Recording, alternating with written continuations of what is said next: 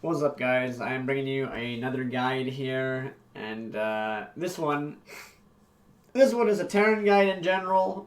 Probably more important for mech, but it can apply to bio as well.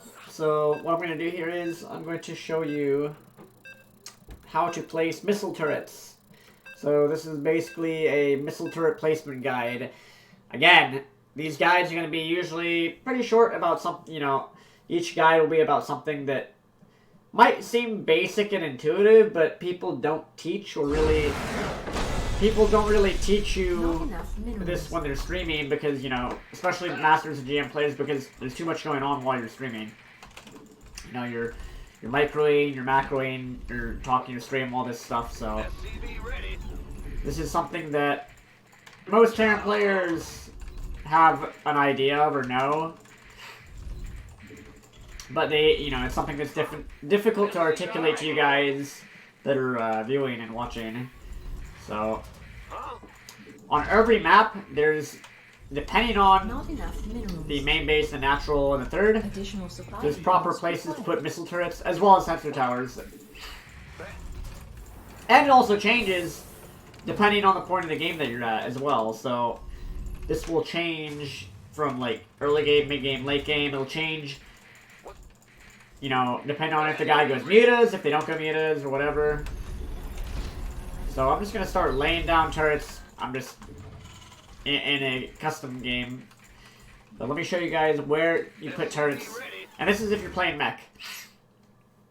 Also, the order that you build the turrets in matters a lot. So, for example, if my opponent is going mutas, or if they're Bioterran dropping, then what you want to do is...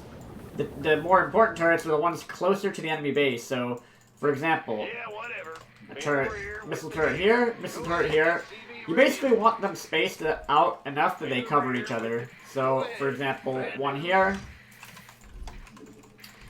That's the, so you would build these, and then you would build these right here. So let's see, missile turret placement. Probably right there. Right there. And again, you notice that these are basically apart enough that they can cover each other. And this won't completely stop drops like a Doom drop or something, but it deters it. And as the game goes on, you can add on more turrets to the turret ring. So let's see here. Do I have enough for this base? Now on a map like this, you might want to build the lower ones first, for example, and then you don't build them here. You wouldn't build them here, because when you take your third, you would build turrets like right here, here, and here. So that would be covering this portion of the map. So that's pretty important to know. Now, also another missile turret placement is in the mineral line, early game. You build that one for detection, like against Banshees or even like against mutas. And then, of course, if the guy's going mutas or something, or Cloak Banshee, you can build one next to your production as well. Like if you have a barracks here or something, like you can build one near your production line, which can be useful. But yeah, basically now, also like late game, what you want to do, and this, again, most people don't do this, but late game, you actually can double up you can add on more turrets in the turret ring. So get a nice thick turret ring there to make it even more difficult to be Doom dropped. This mainly goes for TVT, but it also, like for example, will this stop a warp prism? A speed prism could still fly by the left side. So it depends on the stage in the game that you are at. If this is early game and they only have one warp prism, this might be enough to protect against a warp prism.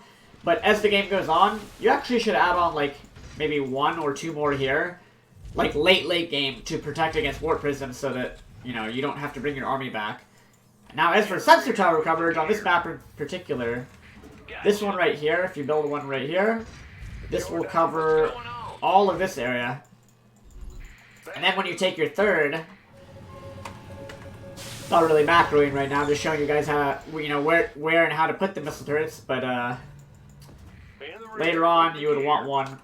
You would want a sensor tower probably around right here if possible. So that way you have a lot of coverage. And then as you move out, you build like another sensor tower. So yeah, that's pretty much it.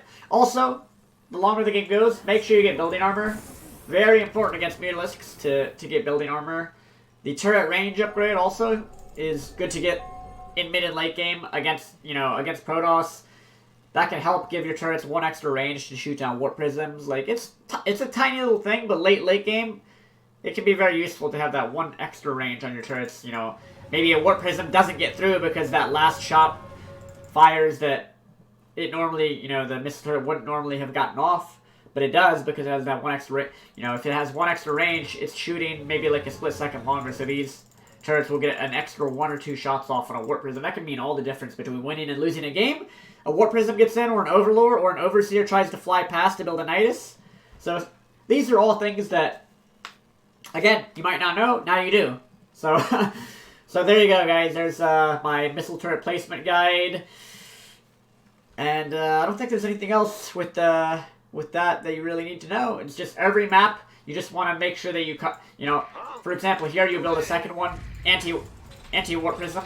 You build 2 next to each other, just like I did here, so that if a warp prism tries to fly by, you have 2 shooting at it instead of 1. Like when they try and skirt along the edges.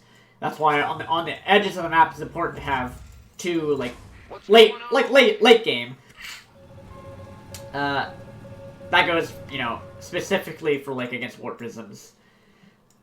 And I think that's it. So thanks for watching. Let me know if you guys learned some turret placement here. Obviously, you don't want to overbuild turrets early game, but mid and late game, you can add on turrets to the turret ring to make it so it's not as easy for your opponent to doom drop you or backstab you with mutas and all that stuff. What's going on? And the final missile turret placement for detection against Dark Templars, early game and mid game. You would build one where your bunker is at the front of your base, and then same thing, 1 at your production, one in your mineral line. So that's basically the one you build in your mineral line is useful to detect DTs against muta defense, banshee defense, things like that. But then there's this one that you might want at the front of your base in early and mid game, against Dark Templars sometimes. So there you go, guys. Thanks for watching. I think this is my 6th guide now. So, yeah, I'll upload this, and I will see you guys later. Peace out. Thanks for watching. Hope you learned how to place your turrets and some of the thought process that goes behind, how you should be building your turrets efficiently, spaced apart, so that they cover each other, and then adding on extra as the game goes on.